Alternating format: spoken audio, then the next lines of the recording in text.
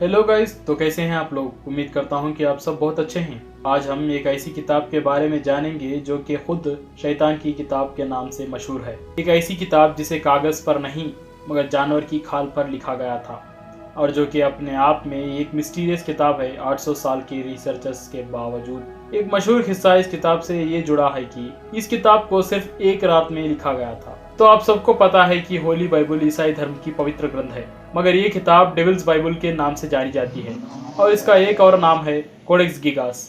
इस किताब में 310 पन्ने हैं जो कि जानवर के खाल से बने हुए हैं, जो कि 60 गधों के चमड़ियों से लिखे गए थे। मगर दूसरी राज की बात यह है कि इस किताब में 320 पन्ने हुआ करते थे और किसी को पता नहीं कि आखिर वो 10 पन्ने कहाँ गए। आज से लगभग 800 साल पहले 13वीं सदी में एक सन्यासी हुआ करता था और उसका नाम हरमन था और वो पोर्ट लजीज के मठ में रहा करता था जो कि बोहेमिया किंगडम में आता था। एक बार वो सन्यासी ने एक ऐसा काम कर दिया जो कि उसे करना नहीं चाहिए था, जिससे मठ के सारे सन्यासियों का भी बहुत नाम खराब हुआ और ये बात मठ के बड़े पादरी तक जाकर पहुंची। पादरी को पता चलने पर पादरी ने जांच पड़ताल शुरू कर दी, जिससे ये हरमन का नाम बाहर पड़ा और दोषी होने के नाते उसे मौत की सजा सुनाई गई और सजा के तौर पर उसे जिंदा दीवार में दफन करने का सुना दिया। और सजा मिलने पर हरमन ने पादरी के सामने माफी मांगी और रो पड़ा और माफ कर देने की भीख मांगी और पादरी उसकी एक ना सुनी। और ये देखते हुए हरमन ने पादरी से एक रिक्वेस्ट की,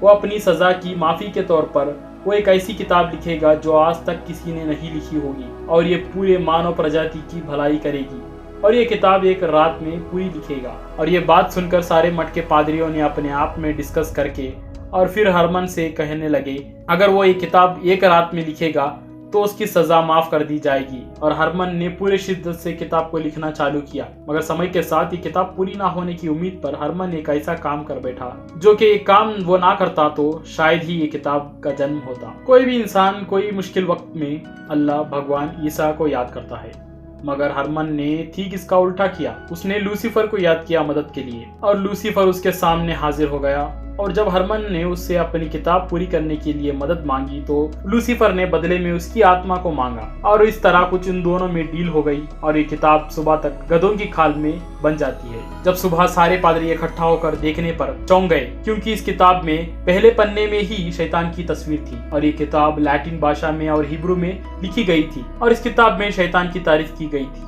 और इसमें शैतान की पूजा करने की और जादू टोना भी लिखा गया था। और कुछ अपने समझौते के हिसाब से हरमन की आत्मा को शैतान ले गया और इसके बाद ये किताब जभी भी कहीं भी या किसी के हाथ में भी पहुंची उसकी सारी जिंदगी बर्बाद हो गई। रिसर्चर्स का मानना है कि इस किताब को किसी एक आदमी ने लिखा होगा, मगर आश्चर्य की बात यह है कि इस पूरी किताब को लिखने का वक्त 25 से 30 साल होगा। कुछ इस तरह से इस किताब की कहानी खत्म होती है और स्वीडन में एक म्यूजियम में किताब आज भी मौजूद है। इसी तरह की कहानियां जानने के लिए हमारे चैनल को सब्सक्राइब करें, लाइक और कमेंट करना ना भूलें।